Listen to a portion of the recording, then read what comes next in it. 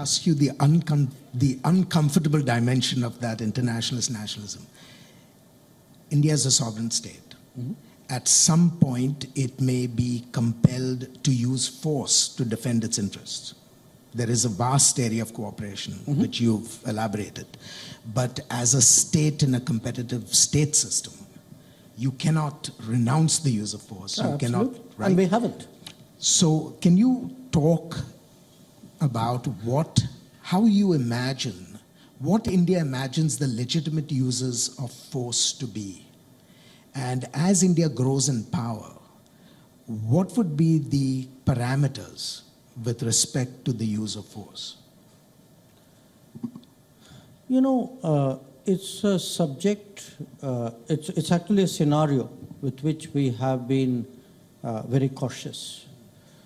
We have been very cautious because if you look at the history of the last 75 years, mostly this country has used force defensively when it is threatened, almost always within its own borders. Okay? There's no problem with that. You know, tomorrow if the country is threatened, we will use force. There's no ambiguity there. The issue, in a sense, you're raising is application of force outside your national jurisdiction. We've had relatively limited experience of that, one of which was in Sri Lanka in 1987. I myself was with the peacekeeping force for 2 years.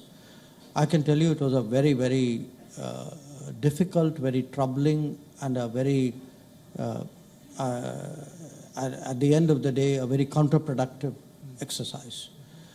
And that did scar, you know, policymakers for a generation. Yes. Okay. Don't get sucked into endless open-ended commitments. It's not unique to us. Other countries have had their versions of it. Overall, I would say countries tend to be cautious. There are some, like the United States, which, to my mind, are truly an exception. You know, I don't think the U.S. can really serve as an example for anybody else. It is a sui generis case. But most countries today would be very, very cautious about the use of force outside. They would like to keep it targeted. They would like to keep it, in a sense, very purposeful. And they would avoid getting sucked into something which they cannot see. Now, having said that, if you ask me, so where do I see this going? I honestly cannot answer that question, because if you were to ask me when I entered the Foreign Service, where would you see India in the next 45 years? I wouldn't have imagined I would be where I am. I wouldn't have imagined the world today which I see around me. So, since the pace of change is quickening, but I would say this, that for a country like India, our interests are growing. The fact is, the global environment today makes it more and more necessary for countries individually or in combination to secure their well-being abroad. So it's not like somebody else is going to do it for you. I think that expectation is less with each passing day. So if you take more capability, less global assurance, continuing, if not greater, competition, I think there will be situations which this country will have to face. But I can't really explicate on that. But it's certainly something which will be in our thoughts. So let me end this conversation where we began, where we were talking about partnerships. And I asked this question primarily from the perspective of my own country, because that has been a truly transformative and novel development between the United States and India in the last 20 years. When you talk about partnerships, very often our experience is to use the words, but imagine that means something like an alliance. What would you educate us with respect to the distinctions between the two? When you think of partnerships, what do you mean? Because you know the history of American alliances, you know the history of American expectations about alliances. How far can we go in this bilateral relationship without it becoming the alliance which I suspect India wants to avoid, no matter how close it comes to the United States? You know, not confusion, but the synonymity between partnerships and alliance is particularly and peculiarly American. And there's a very good reason for it. But the reason for it is American history. So when you look around the world, because you have alliances, you have bilateral treaties, so you have, you know, for you, when you say partnership, partnerships for you mean treaties and means alliance. Okay. That is something which simply doesn't harmonize with where India is coming from.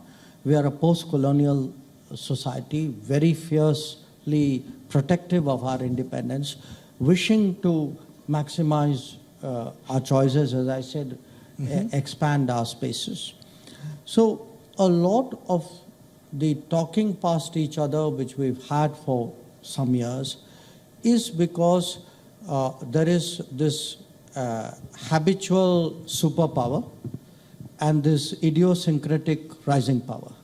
And they are saying sometimes the same things, but in their own minds, they mean different things.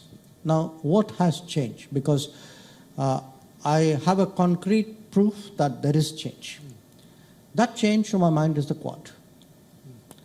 That it's interesting, policymakers in America, people in administration, have understood this.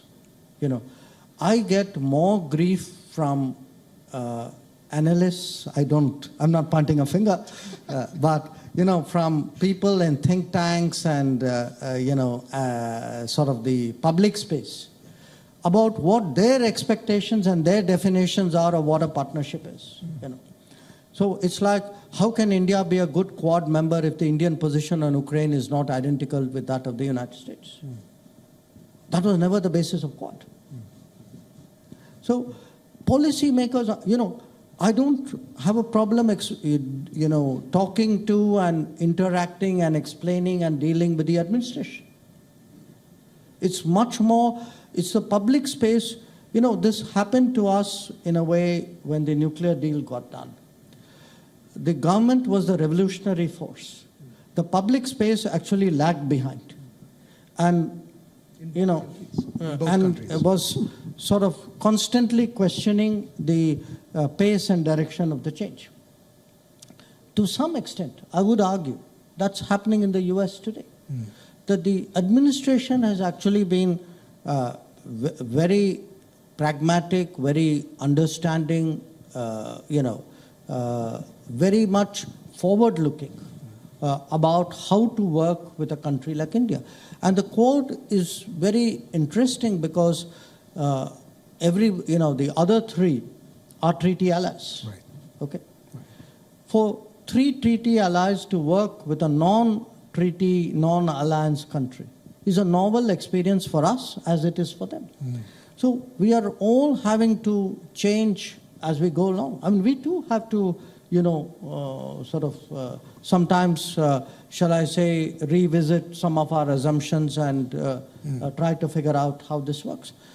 And the fact that the Quad has grown so much in the last 5 years, I think is a testimony, if I say so myself, to the creativity and to the far-sightedness of people in the governments of these 4 countries over the last 5 years. So, look, bottom line is this. I come back to my first answer. Yes. You know, when I said, to me, Indian foreign policy is about a relentless, unending quest to go up in the international order. And for me, sky is not the limit for that. And to do that, because I told you I have to harmonize my short term and my long term, I have to be very careful that the stresses and the challenges of the day do not fundamentally jeopardize my direction, my persona, my strategy, my sense of myself. Yeah. So I'm very much more confident in 2022 that this kind of working arrangement with a country like the US, because Japan and Australia in a sense are much more narrow in how they are plugged into. It is America which has a global vision of Yes. alliances. Yes. And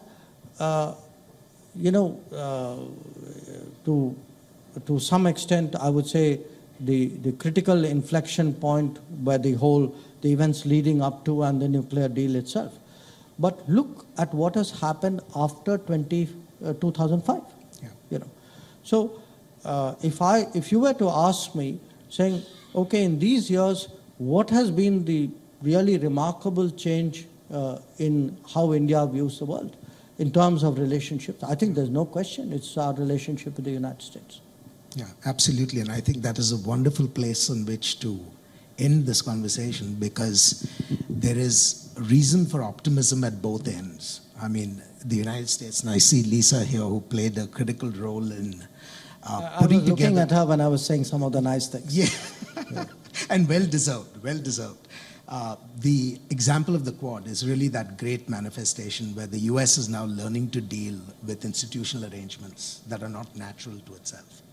And the fact that India is now very comfortable with that close relationship with the United States, despite the absence of an alliance, I think augurs very well for the future. So let me thank you, Minister, once again for spending time with us this evening. And I believe the next item on our agenda is that you actually formally release the book. So we will go through, the ritual of bringing up the books to you. And I would like to invite my co-editors to come to the podium as well. And then we can proceed with the actual ceremony. But thank you so very much.